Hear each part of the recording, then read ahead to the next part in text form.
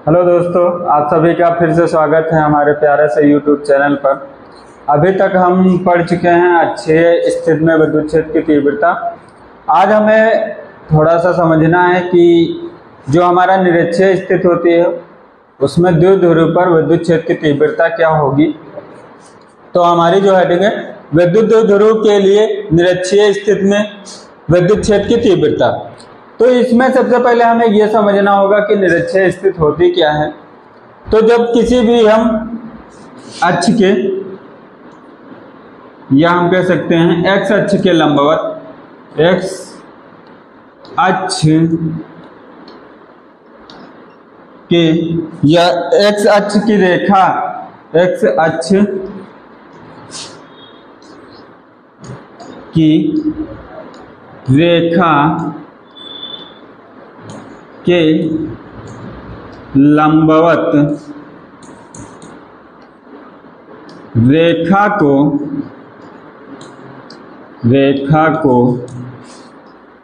निरक्षीय रेखा कहते हैं। क्या कहेंगे? निरक्षीय रेखा।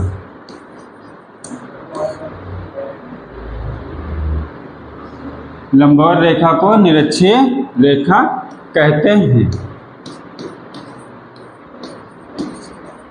ये हमारा हो गया अभी तक की निरक्षीय स्थिति की व्यवस्था, मतलब निरक्षीय स्थिति में। तो हम इसमें सबसे पहले अब हमें क्या बनाना है, तो सबसे पहले हमें डायग्राम बनाना होगा। तो डायग्राम कैसे बनेगा? हम एक ले लेंगे विद्युत द्विध्रुव। ये हमने ले लिया एक विद्युत द्विध्रुव ए बी। अब इसके लंबवत एक हम रेखा मान लेते हैं। ये हमारी लंबवत रेखा हो गई और ये कहां पर जा रही है? मध्य बिंदु से। कहां से? मध्य बिंदु O से। और इस पर ही क्या है? हमारा एक बिंदु है P, जिस पर हमें विद्युत क्षेत्र की तीव्रता ज्ञात करनी है। अब अगर जो हम इसी में आगे बढ़ें तो इस पर जो आवेश होंगे ये हमारा हमने क्या माना था? माइनस क्यू आवेश। ये हमारा है प्लस क्यू आवेश। तो माइनस क्यू आवेश के कारण विद्युत क्षेत्र की तीव्रता और प्लस क्यू आवेश के कारण विद्युत क्षेत्र की तीव्रता ये हमें देखनी है। तो सबसे पहले हम इनसे उत्पन्न होने वाली विद्युत क्षेत्र की तीव्रता देखेंगे और उसकी दिशा देखेंगे किधर की ओर होगी।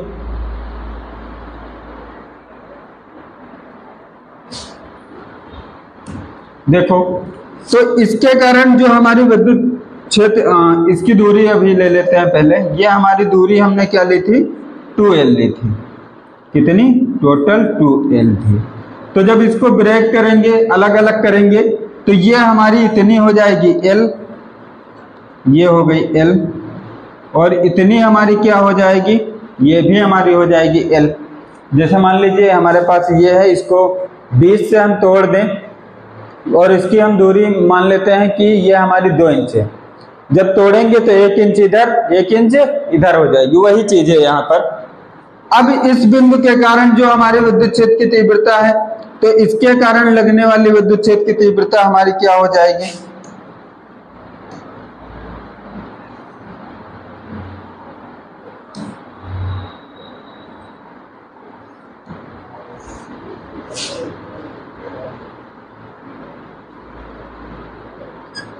ये हमने मान लिया एक हमारा ये है इससे बल।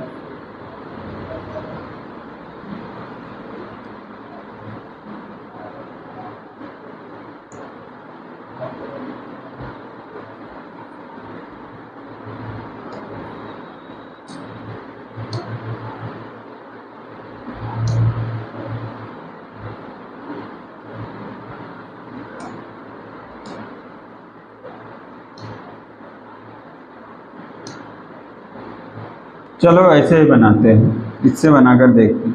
ये हमारी रेखा हो गई और ये हमने ले लिया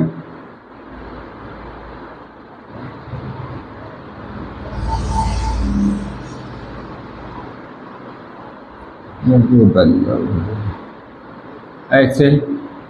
अब ये हमारा बाहर की ओर निकल गया। ऐसे ही इस पर देखेंगे तो ये हमारी हो गई E1 ऐसे ही जब इस पर देखेंगे तो ये इधर की ओर मतलब प्लस है तो इसके समान दिशा में बल भी हमारा इधर से लगे रहा है, इधर की ओर जा रहा है। अब इधर आते हैं तो इस पर जब देखेंगे तो ये हमारी ऐसे आ जाएगी और यहाँ पर ये हमारा हो जाएगा F1, ये हो गया बल F1, तो ये हमारे हो जाएगा F2। अब इसके कारण जो विद्युत क्षेत्र की तीव्रता होगी वो इसकी हो जाएगी विपरीत। क्या हो जाएगी भैया?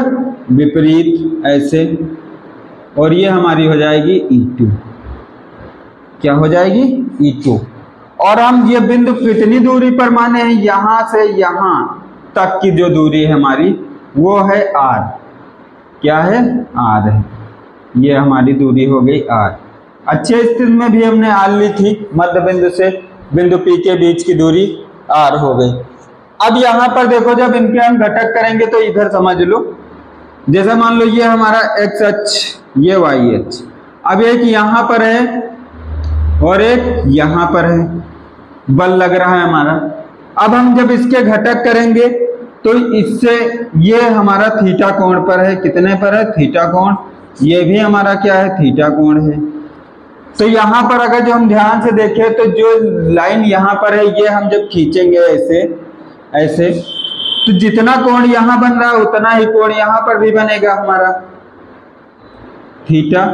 जितना कोण अगर जो हम देखें ये और ये कोण, ये दोनों भी क्या हो जाएंगे? ये संगत कोण हो गए और ये एकांतर कोण हो गए, तो ये हमारा हो गया थीटा।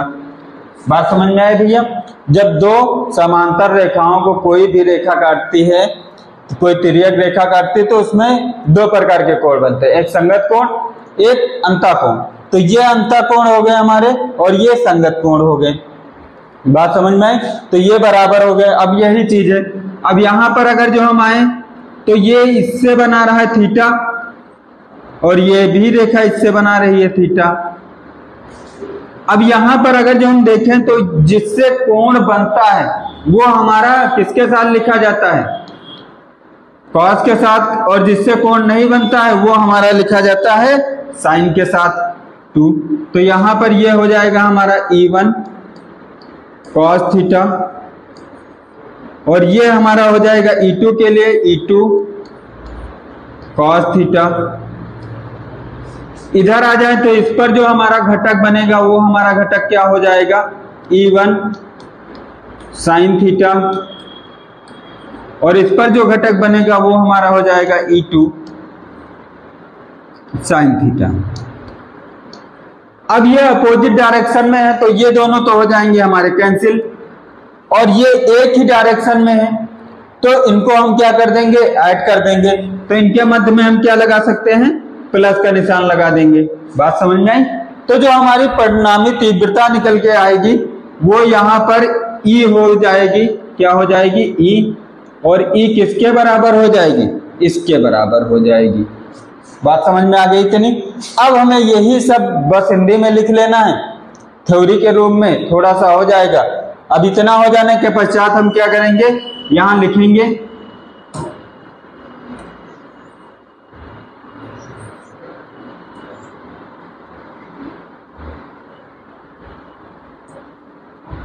देखो, माना एक विद्युत द्विध्रुव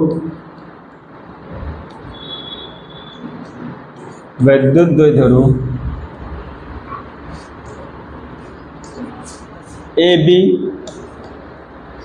है जिसका मध्य बिंदु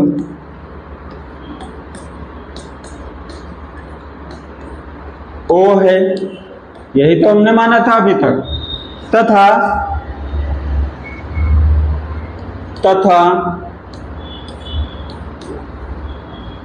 द्विध्रुव के दोनों सिरों पर, द्विध्रुव के सिरों पर, दोनों हटा दो यहां से,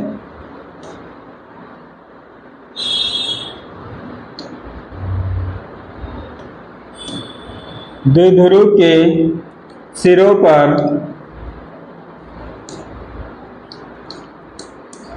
पर माइनस Q व प्लस Q आवेश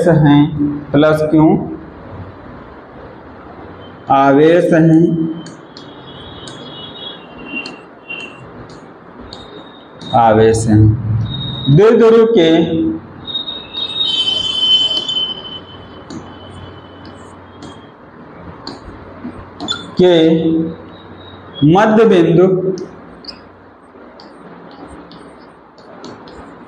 मध्य बिंदु O से निरक्षीय स्थिति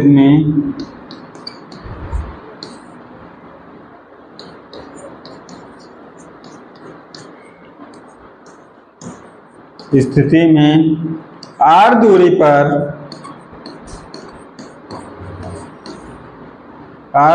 पर एक बिंदु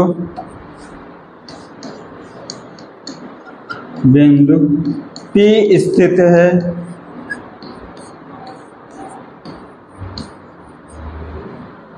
बस इतनी है हमें हिंदी लिखनी है इसमें। और भी चाहो तो लिख सकते हो, ये पूरा सब एक्सप्लेन कर सकते हो इसमें कि ये यहां से है,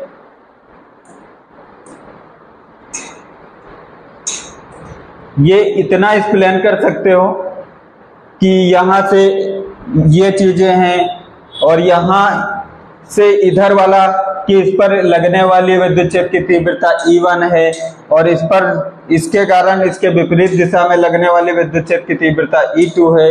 ये सारी चीजें अपने मन से भी अब लिख सकते हो। अब इसमें हमें समझना क्या है, देखो जब हम विद्युत क्षेत्र की तीव्रता ज्ञात करेंगे तो ये दूरी हमें चाहिए होगी, ये वाली, और जब इसकी ज्ञात करेंगे तो इस बिंदु से और इस बिंदु के बीच की हमें दूरी चाहिए, क्योंकि जो हम दूरी का स्क्वायर करते हैं, Q/R स्क्वायर करते हैं, वो यहीं से निकलेगा। तो ये दूरी निकलेगी कैसे, यहाँ पे समझ लो, ये हमारी हो गई एक लाइन, ये हो गई एक लाइन, ये हो गई।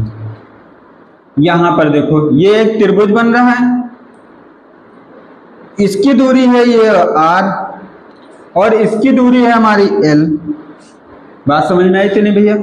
तो जब इसको हम ज्ञात करेंगे तो पाइथागोरस प्रमेय से ये हमारी क्या हो जाएगी, अंडर रूट लंब का square L square plus, sorry R है, लंब हमारा R है तो R का स्क्वायर प्लस आधार का स्क्वायर L स्क्वायर।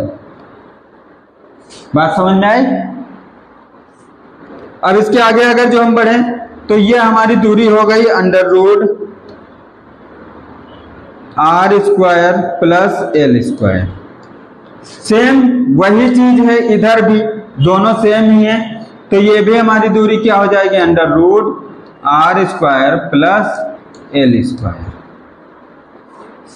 बात समझ में आई? और यहां पर जो ये विद्युत क्षेत्र की तीव्रता है ये भी हमारी क्या हो जाएगी, सेम हो जाएंगी। किसके कारण, दूरी भी सेम है हमारी, तो वो तो अगले पॉइंट में आएगा हमारा, वहीं से समझेंगे सेम कैसे होगी। तो ये सेम कैसे होंगी विद्युत क्षेत्र की तीव्रताएं E1 और E2 की, तो यही अब हमें देखना है। तो हम क्या लिखेंगे, माइनस Q के कारण, माइनस Q आवेश के कारण बिंदु P पर उत्पन्न विद्युत क्षेत्र की तीव्रता, विद्युत क्षेत्र की तीव्रता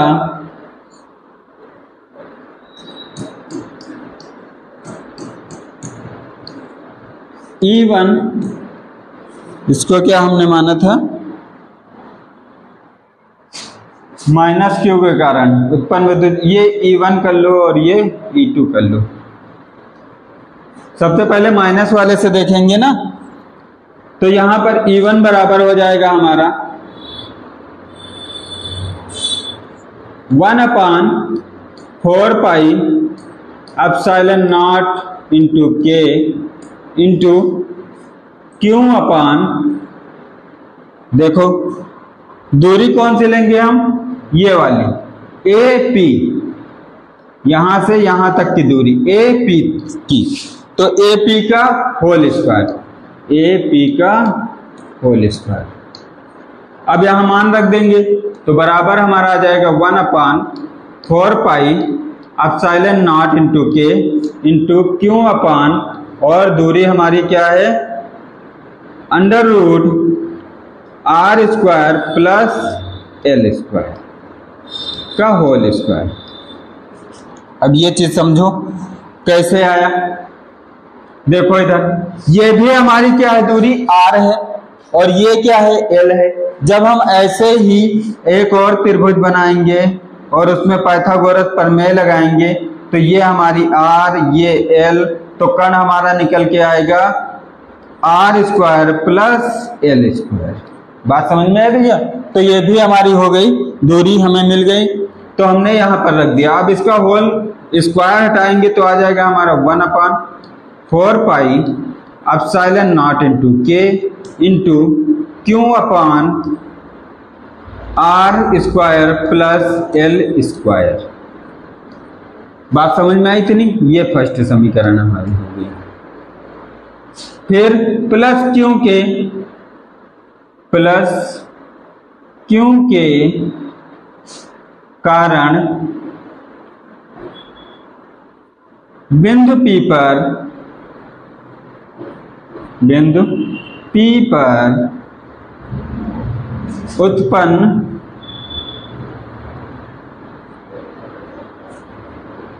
विद्युत क्षेत्र की तीव्रता, विद्युत क्षेत्र की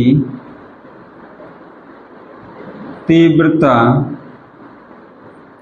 क्या हो जाएगी, विद्युत क्षेत्र की तीव्रता E2 बराबर 1/4 पाई एप्सिलॉन नॉट इंटू के अपान क्यू अपान बीपी का होल स्क्वायर। उधर हमारा क्या था, बिंदु बीपी है, और बीपी की दूरी हमने क्या निकाली थी, तो बीपी की दूरी हमारी निकली थी E2 बराबर 1/4 pi epsilon naught into k into q upon r square plus l square का अंडर रूट है ये का होल स्क्वायर। अब जब होल स्क्वायर हटाएंगे तो हमारा क्या आ जाएगा, E2 बराबर 1/4 pi epsilon naught into k into q upon r square plus l square. ये हो गई हमारी समीकरण 2। अब यहां पर देखो भैया, जितना मान समीकरण 1 में आ रहा है उतना ही E2 बराबर 1/4 pi epsilon naught into k into q upon r square plus l square, ये हमारी हो गई समीकरण 2। अब इसमें अगर जो हम देखें तो हमारी समीकरण 1 हमें मिल गई, समीकरण 2 मिल गई है। तो अब हम क्या करेंगे, जब हमें E1 और E2 की विद्युत क्षेत्र की तीव्रताएं मिल गई, अब हम क्या ज्ञात करेंगे, हमारी परिणामी विद्युत क्षेत्र की तीव्रता। तो क्या हो जाएगी, परिणामी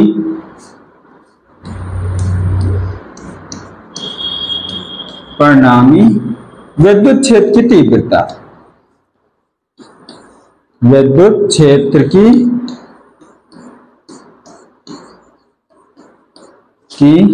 तीव्रता।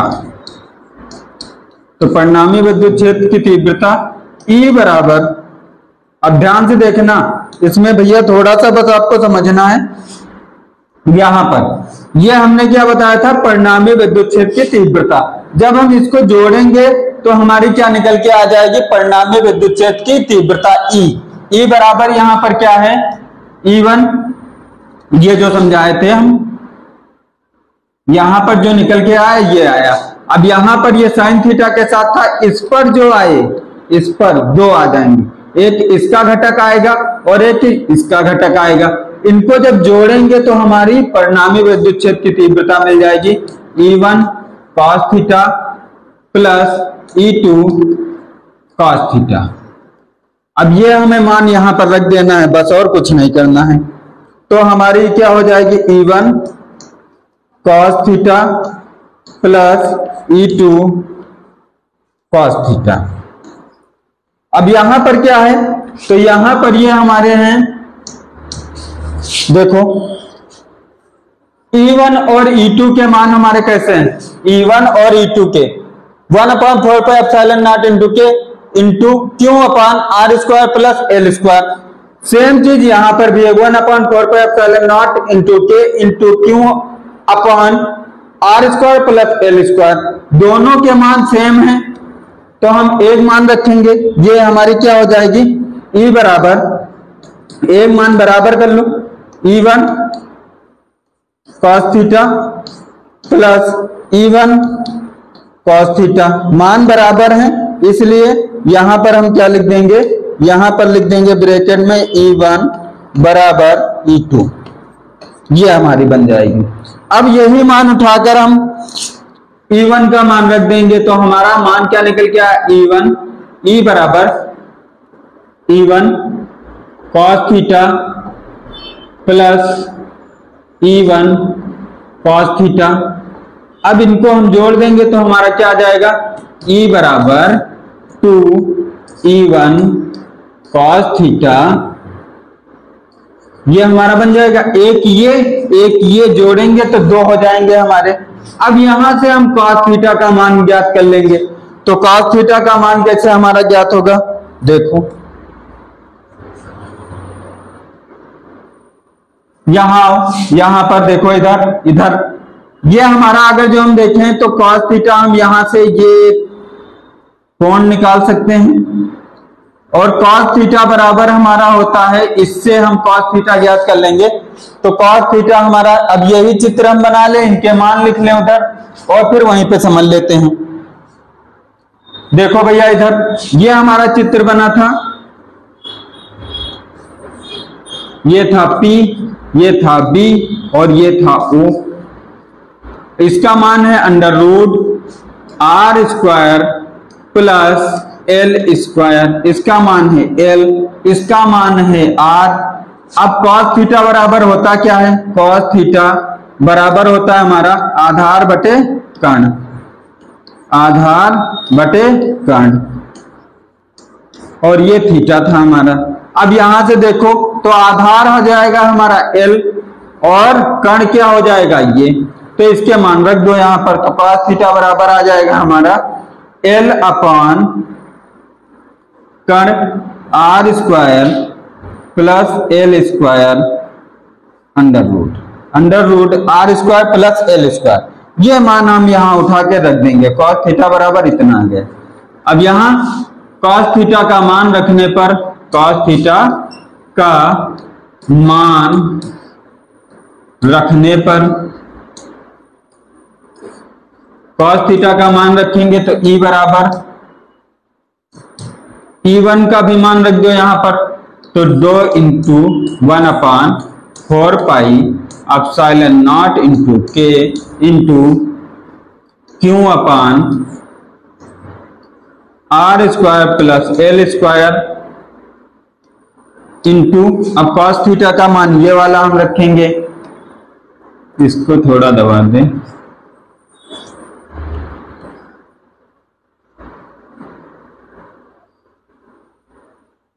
हमने क्या किया, ये वाला मान उठाकर हम cos थीटा का है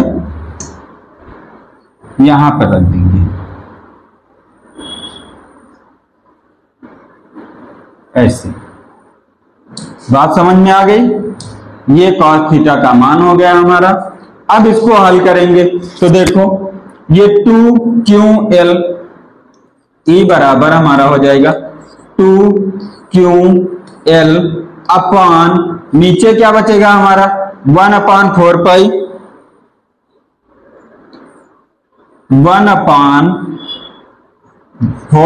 ये 4πε0 इंटू के, और इधर बचेगा 1/, ये इनको हल कराएंगे तो आ जाएगा हमारा r square plus l square, एक घात इसकी और इसको हम एक घात लगा लेते हैं इंटू 1/, इसको भी बदल लेते हैं, r square plus l square, under root को हटाएंगे तो 1/2 घात लग जाएगी।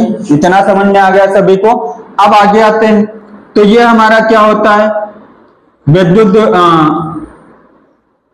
द्विध्रुव आघूर्ण हमारा P बराबर क्या होता है, 2qL, यही तो होता है। अब ये मान हम यहां पर रखेंगे तो इसके स्थान पर क्या हो जाएगा, P हो जाएगा, क्योंकि ये इसलिए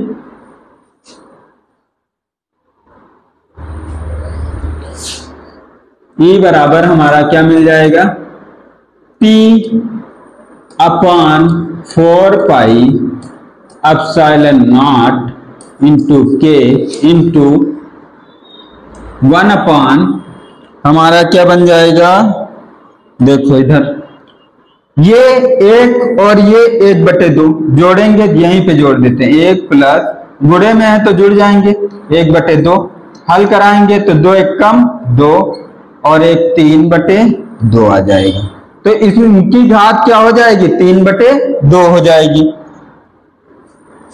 तो r square plus l square की घात क्या हो गई, 3/2 हो गई। इतना समझ में आ गया भैया सभी को। अब E बराबर हमें देखो अब आगे क्या करना होगा, ये हमारा प्रावधातांक K है जिसका मान क्या हो जाएगा, बराबर 1 हो जाएगा। तो ये हट गया ऐसे ही, वायु या कांच के सापेक्ष हम देखेंगे तो इसका मान हो जाएगा 1। आगे आते हैं, तो यहां पर क्या है, अगर जो हम देखें तो R का मान जो है वो L से बड़ा है, मतलब L का मान जो है वो R से छोटा है, बहुत छोटा है। बात समझ में आई, यहां से समझ लो। आ जाओ इसमें देखो, ये इतना हमारा L का मान है ये वाला, और ये हमारा यहां से यहां तक का R का मान है, दूरी है। तो अगर जो हम कंपैरिजन करेंगे, क्या करेंगे, कंपैरिजन करेंगे, तो ये जो हमारा L का मान है ये R के मान से क्या हो जाएगा, छोटा हो जाएगा, बहुत छोटा होगा जब देखेंगे। बात समझ में आई। तो इसी को हम क्या कर देंगे, यहां पर बस इतना सा लिखना है कि L बराबर R is very very very greater than L, क्योंकि इसलिए R स्क्वायर जब स्क्वायर कराएंगे तो ये और भी छोटा हो जाएगा, क्या हो जाएगा, और भी छोटा हो जाएगा L स्क्वायर। अब इसी को हम क्या मान लेंगे, इसी को आधार पर हम मान लेंगे L स्क्वायर का मान नागड़ मानने पर,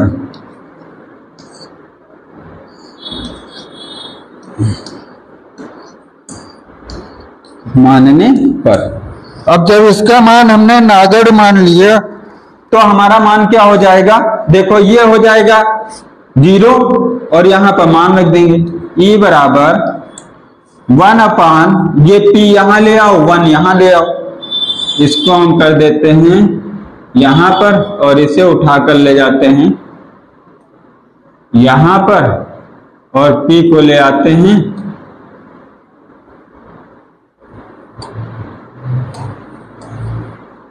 यहां। बात समझ में आई।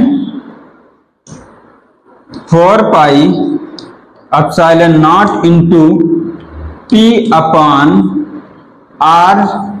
स्क्वायर प्लस 0 की होल घात 3/2। आगे हल करेंगे तो E बराबर 1/4πε0 इंटू P/, ये 0 हट जाएगा तो R की घात 2 की होल घात 3/2 और 2 से 2 ये कैंसिल हो जाएगा। हमारा क्या आ जाएगा, E बराबर 1/4πε0 इंटू P/R³। बात समझ में आ गई। ये हमारी अक्षीय स्थिति में विद्युत क्षेत्र की तीव्रता हो जाएगी, सॉरी निरक्षीय स्थिति में विद्युत क्षेत्र की तीव्रता हो जाएगी। और ये हमारा जो रिजल्ट है विद्युत क्षेत्र की तीव्रता है उसका ये मान है। अब इससे आधारित जो हमारे न्यूमेरिकल होंगे इससे आसानी से हो जाएंगे। इसको हमने पहले ही बता दिया, आगे वाले वीडियो में इसका मान क्या होता है, ये निर्वात की विद्युतशीलता है, इसका मान क्या है। यहाँ पर P क्या है, P हमारा विद्युत हम कह सकते हैं द्विध्रुव आघूर्ण है। P बराबर क्या है, P बराबर हमारा 2qL है। बात समझ में आई भैया। L क्या है, दूरी, Q क्या है, आवेश है, और ये 2 क्या है, ये 2L इस दूरी के साथ लिया गया था उसके आधार पर है। तो हम आगे जब न्यूमेरिकल करेंगे इनके तो ये सारी चीजें हमें बहुत आसान आनी चाहिए। ये अगर जो नहीं आएंगे तो हम न्यूमेरिकल सॉल्व नहीं कर पाएंगे। तो ये दूरी है, ये आवेश है, यहाँ पर R भी हमारी क्या है, दूरी है। आज के लिए इस वीडियो में बस इतना ही, आगे हम मिलेंगे इस टॉपिक के न्यूमेरिकल पर। जय।